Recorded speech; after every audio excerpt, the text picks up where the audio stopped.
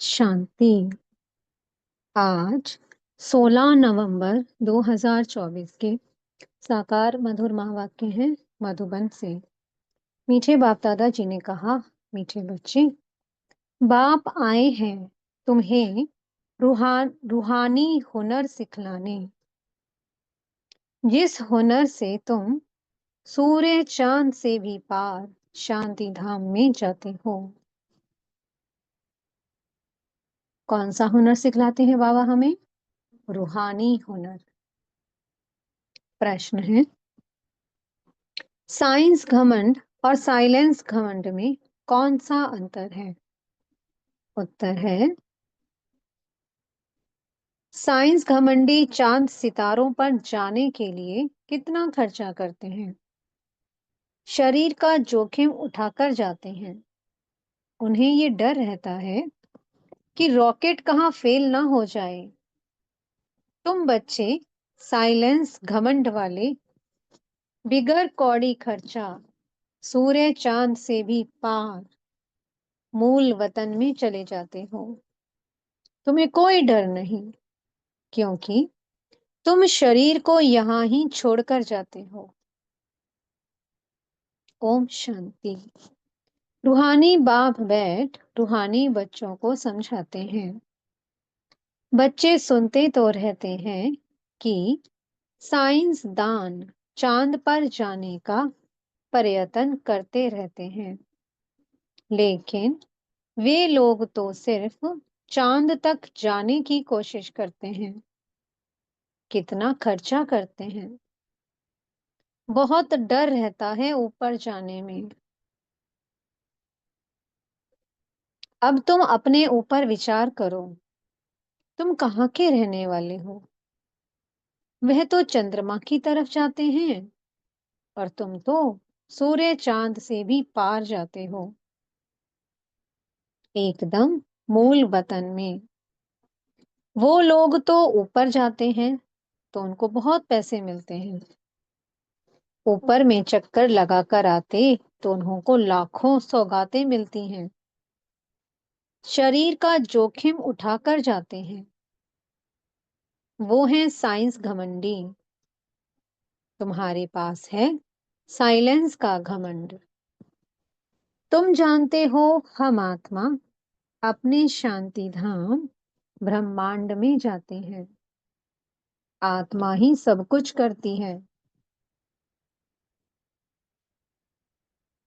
उन्हों की भी आत्मा शरीर के साथ ऊपर में जाती है।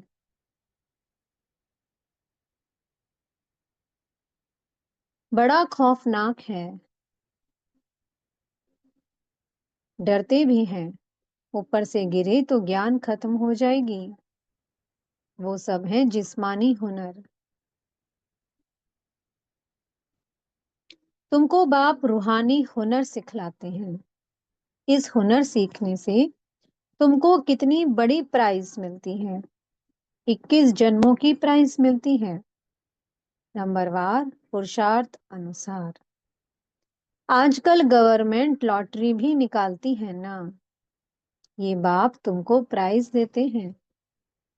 और क्या सिखाते हैं? तुमको बिल्कुल ऊपर ले जाते हैं, जहां तुम्हारा घर है। अभी तुमको याद आता है ना कि हमारा घर कहाँ है, और राजधानी जो गवाई है वो कहाँ है? रावण ने छीन लिया। अब फिर से हम अपने असली घर भी जाते हैं और राजाई भी पाते हैं। मुक्ति धाम हमारा घर है, ये कोई को पता नहीं है। अब तुम बच्चों को सिखलाने के लिए देखो, बाप कहाँ से आते हैं, कितना दूर से आते हैं। आत्मा भी रॉकेट है। वे कोशिश करते हैं ऊपर जाकर देखें कि चंद्रमा में क्या है, स्टार में क्या है।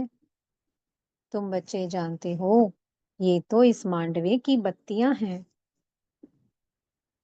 जैसे मांडवे में बिजलियां लगाते हैं, म्यूजियम में भी तुम बत्तियों की लड़ियां लगाते हो ना। ये फिर है बेहद की दुनिया। इसमें ये सूर्य, चांद, सितारे रोशनी देने वाले हैं। मनुष्य फिर समझते हैं कि सूर्य, चंद्रमा ये देवताएं हैं, परंतु ये देवता तो है नहीं। अभी तुम समझते हो बाप कैसे आकर हमको मनुष्य से देवता बनाते हैं। ये ज्ञान सूर्य है, ज्ञान चंद्रमा और ज्ञान लकी सितारे हैं। ज्ञान से ही तुम बच्चों की सद्गति हो रही है। तुम कितना दूर जाते हो, बाप ने ही घर जाने का रास्ता बताया है। सिवाय बाप के कोई भी वापस अपने घर जा नहीं सकते। बाप जब आकर शिक्षा देते हैं तब तुम जानते हो, ये भी समझते हैं हम आत्मा पवित्र बनेंगे तब ही अपने घर जा सकेंगे। फिर या तो योग बल से या सजाओं के बल से पावन बनना है। बाप तो समझाते रहते हैं, जितना बाप को याद करेंगे उतना तुम पावन बनेंगे। याद नहीं करेंगे तो पतित ही रह जाएंगे। फिर बहुत सजा खानी पड़ेगी और पद भी भ्रष्ट हो जाएगा। बाप खुद बैठ तुमको समझाते हैं, तुम ऐसे ऐसे घर जा सकते हो। ब्रह्मांड क्या है, सूक्ष्म वतन क्या है, कुछ भी पता नहीं है। स्टूडेंट पहले थोड़े कुछ जानते हैं, जब पढ़ना शुरू करते हैं तो फिर नॉलेज मिलती है। नॉलेज भी कोई छोटी कोई बड़ी होती है। आईसीएस का इम्तिहान दिया तो फिर कहेंगे नॉलेजफुल। इससे उच्च नॉलेज कोई होती नहीं।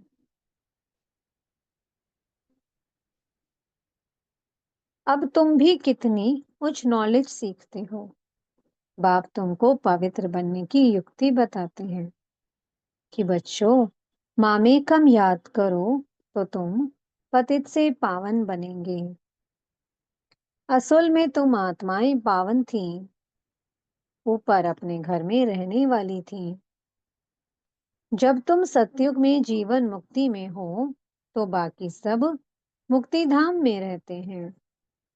मुक्ति और जीवन मुक्ति दोनों को हम शिवालय कह सकते हैं। मुक्ति में शिव बाबा भी रहते हैं, हम बच्चे भी रहते हैं।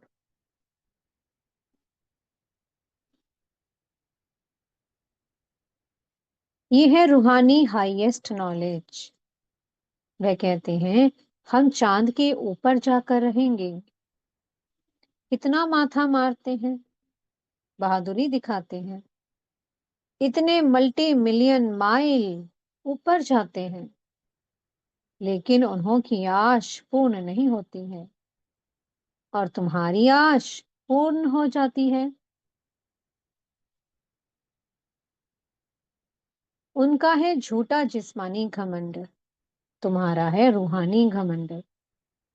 वह माया की बहादुरी कितनी दिखाते हैं, मनुष्य कितनी तालियां बजाते हैं, बधाइयां देते हैं, मिलता भी बहुत है, करके 5-10 करोड़ मिलेंगे। तुम बच्चों को ये ज्ञान है कि उन्हों को ये जो पैसे मिलते हैं सब खत्म हो जाएंगे, बाकी थोड़े दिन ही समझो। आज क्या है, कल क्या होगा। आज तुम नरकवासी हो, कल स्वर्गवासी बन जाएंगे। टाइम कोई जास्ती नहीं लगता है। तो उन्हों की है जिस्मानी ताकत और तुम्हारी है रूहानी ताकत, जो सिर्फ तुम ही जानते हो। वे जिस्मानी ताकत से कहां तक जाएंगे, चांद सितारों तक पहुंचेंगे और लड़ाई शुरू हो जाएगी। फिर वह सब खत्म हो जाएंगे। उन्हों का हुनर यहाँ तक ही खत्म हो जाएगा। वो है जिस्मानी हाईएस्ट हुनर, तुम्हारा है रूहानी हाईएस्ट हुनर। तुम शांति धाम में जाते हो, उसका नाम ही है स्वीट होम। वो लोग कितने ऊपर जाते हैं, और तुम अपना हिसाब करो। तुम कितने माइल्स ऊपर में जाते हो? तुम कौन? आत्माएं। बाप कहते हैं, मैं कितने माइल ऊपर में रहता हूँ। गिनती कर सकेंगे? उनके पास तो गिनती है। बतलाते हैं कितने माइल ऊपर में गए, फिर लौट आते हैं। बड़ी खबरदारी रखते हैं। ऐसे उतरेंगे, ये करेंगे। बहुत आवाज होता है। तुम्हारा क्या आवाज होगा? तुम कहाँ जाते हो? फिर कैसे आते हो? कोई पता नहीं। तुमको क्या प्राइज मिलती है, ये भी तुम ही जानो। वंडरफुल है। बाबा की कमाल है। किसको पता नहीं। तुम तो कहेंगे ये नई बात थोड़ी है। हर 5,000 वर्ष बाद वो अपनी ये प्रैक्टिस करते रहेंगे। तुम इस सृष्टि रूपी ड्रामा के आदि, मध्य, अंत, ड्यूरेशन आदि को अच्छी रीति जानते हो, तो तुमको अंदर फख्र होना चाहिए। बाबा हमको क्या सिखलाते हैं? बहुत ऊंचा पुरुषार्थ करते हैं, फिर भी करेंगे। ये सब बातें और कोई नहीं जानती। बाप है गुप्त। तुमको कितना रोज समझाते हैं, तुमको कितनी नॉलेज देते हैं। उन लोगों का जाना है हद तक, और तुम बेहद में जाते हो। वो चंद्रमा तक जाते हैं। अब है तो बड़ी बड़ी बत्तियां हैं, और तो कुछ है नहीं। उनको धरनी बहुत छोटी देखने में आती है। तो उन्हों की जिस्मानी नॉलेज और तुम्हारी नॉलेज में कितना फर्क है। तुम्हारी आत्मा कितनी छोटी है, परंतु रॉकेट बड़ा तीखा है। आत्माएं ऊपर में रहती हैं, फिर आती हैं पार्ट बजाने। वह भी सुप्रीम आत्मा है, परंतु उनकी पूजा कैसे हो? भक्ति भी जरूर होनी ही है। बाबा ने समझाया है, आधा कल्प है ज्ञान दिन, आधा कल्प है भक्ति रात। अभी संगम युग पर तुम ज्ञान लेते हो। सतयुग में तो ज्ञान होता नहीं, इसलिए इसको पुरुषोत्तम संगम युग कहा जाता है। सबको पुरुषोत्तम बनाते हैं। तुम्हारी आत्मा कितना दूर दूर जाती है। तुमको खुशी है ना? वह हुनर दिखाते हैं तो बहुत पैसे मिलते हैं।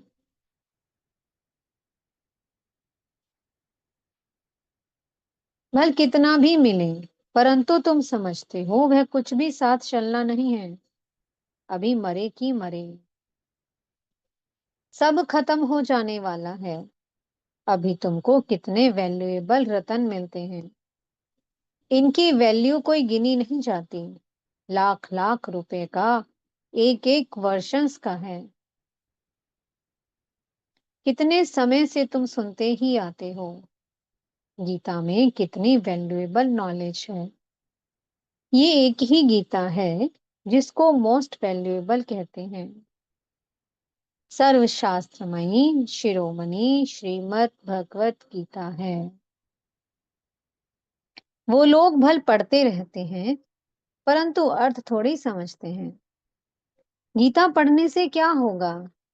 अब आप कहते हैं, मुझे याद करो तो तुम पावन बनेंगे। भल वह गीता पढ़ते हैं, परंतु एक का भी बाप से योग नहीं है। बाप को ही सर्वव्यापी कह देते हैं। पावन भी बन नहीं सकते हैं। अब ये लक्ष्मी नारायण के चित्र तुम्हारे सामने हैं। इनको देवता कहा जाता है, क्योंकि दैवीय गुण है। तुम आत्माओं को पवित्र बन, सबको अपने घर जाना है। नई दुनिया में तो इतने मनुष्य होते नहीं। बाकी सब आत्माओं को जाना पड़ेगा अपने घर। तुमको बाप भी वंडरफुल नॉलेज देते हैं, जिससे तुम मनुष्य से देवता बहुत उच्च बनते हो। तो ऐसी पढ़ाई पर अटेंशन भी इतना चाहिए। ये भी समझते हैं, जैसा जिसने कल्प पहले अटेंशन दिया है, ऐसा देते रहेंगे। मालूम पड़ता रहता है। बाप सर्विस का समाचार सुनकर खुश भी होते हैं। बाप को कभी चिट्ठी ही नहीं लिखते हैं, तो समझते हैं उनका बुद्धि योग कहाँ ठिक्कर भीतर तरफ लग गया है। दे अभिमान आया हुआ है, बाप को भूल गए हैं। नहीं तो विचार करो, लव मैरिज होती है तो उनका कितना आपस में प्यार रहता है। हाँ, कोई कोई के ख्याल बदल जाते हैं तो फिर स्त्री को भी मार डालते हैं। ये तुम्हारी है उनके साथ लव मैरिज। बाप आकर तुमको अपना परिचय देते हैं, तुम आपे ही परिचय नहीं पाते हो। बाप को आना पड़ता है। बाप आएगा तब, जबकि दुनिया पुरानी होगी। पुरानी को नई बनाने जरूर संगम पर ही आएंगे। बाप की ड्यूटी है नई दुनिया स्थापन करने की। तुमको स्वर्ग का मालिक बना देते हैं, तो ऐसे बाप के साथ कितना लव होना चाहिए। फिर क्यों कहते कि बाबा हम भूल जाते हैं। कितना ऊंचते ऊंच बाप है। इनसे ऊंचा कोई होता ही नहीं। मनुष्य मुक्ति के लिए कितना माथा मारते उपाय करते हैं। कितनी झूठ ठगी चल रही है। महर्षि आदि का कितना नाम है। गवर्नमेंट 10-20 एकड़ जमीन दे देती है। ऐसे नहीं कि गवर्नमेंट कोई इनरिलीजियस है।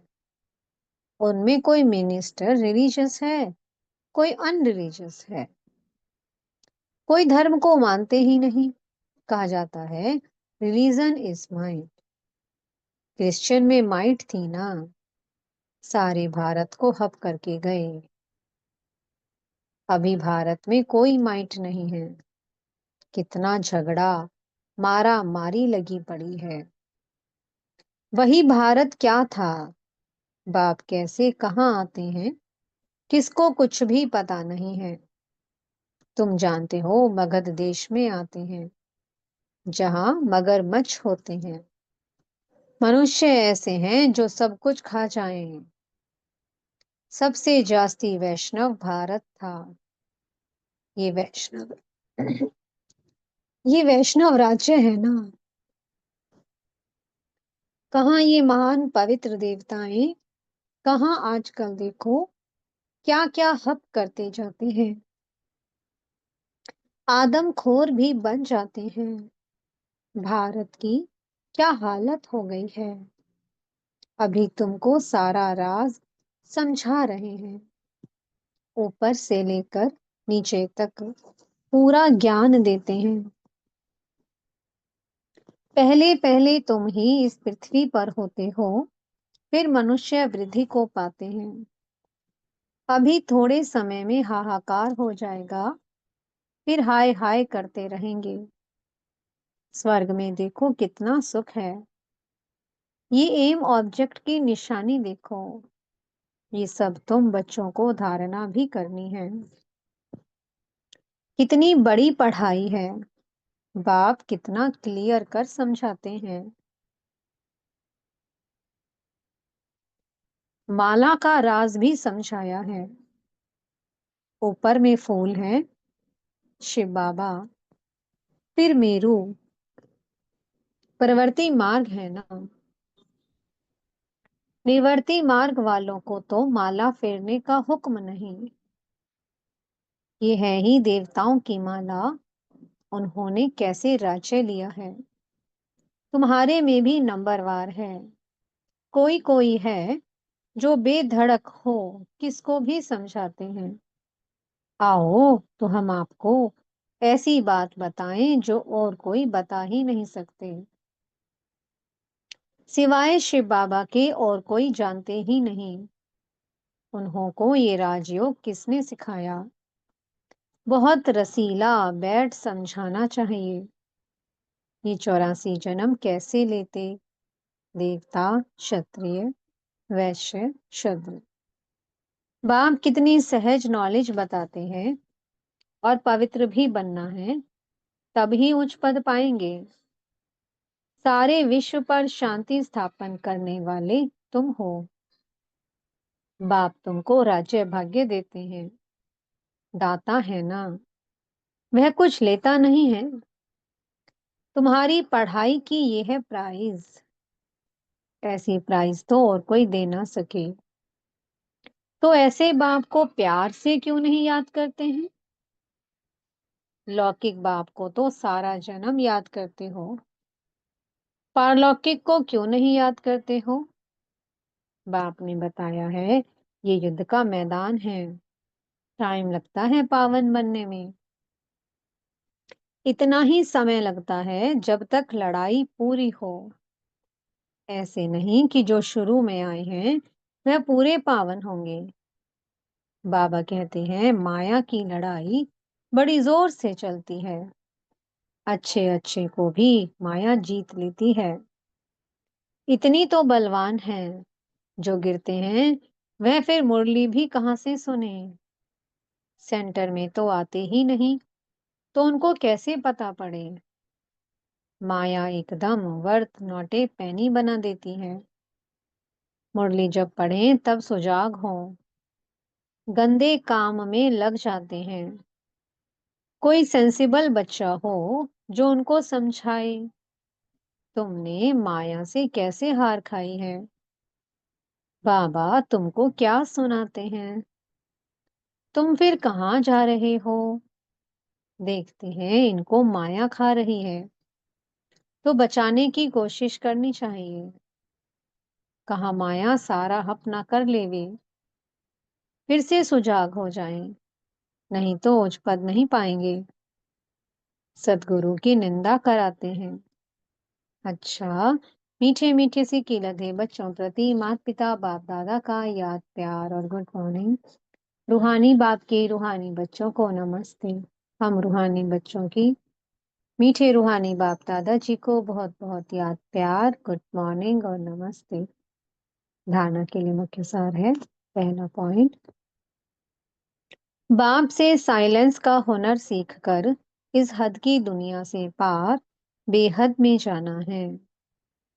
फखुर रहे, बाप हमें कितना वंडरफुल ज्ञान देकर कितनी बड़ी प्राइज देते हैं।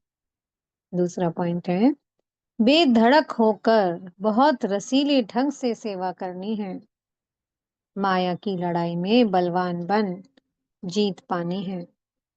मुरली सुनकर सुजाग रहना है और सबको सुजाग करना है। मीठे सतगुरु जी वरदान दे रहे हैं। परम पूज्य बन, परमात्म प्यार का अधिकार प्राप्त करने वाले संपूर्ण स्वच्छ आत्मा भव। सदा ये स्मृति जीवन में लाओ कि मैं पूज्य आत्मा इस शरीर रूपी मंदिर में विराजमान हूँ। ऐसी पूज्य आत्मा ही सर्व की प्यारी है। उन्हीं की जड़ मूर्ति भी सबको प्यारी लगती है। कोई आपस में भल झगड़ते हो, लेकिन मूर्ति को प्यार करेंगे क्योंकि उनमें पवित्रता है। तो अपने आप से पूछो, मन बुद्धि संपूर्ण स्वच्छ बनी है? जरा भी अस्वच्छता मिक्स तो नहीं है? जो ऐसे संपूर्ण स्वच्छ हैं, वही परमात्म प्यार के अधिकारी हैं। स्लोगन है, ज्ञान के खजाने को स्वयं में धारण कर हर समय हर कर्म समझ से करने वाले ही ज्ञानी तू आत्मा है। ओम शांति। बहुत बहुत शुक्रिया प्यारे प्यारे हमारे मीठे मीठे बाप दादा जी का। ओम शांति।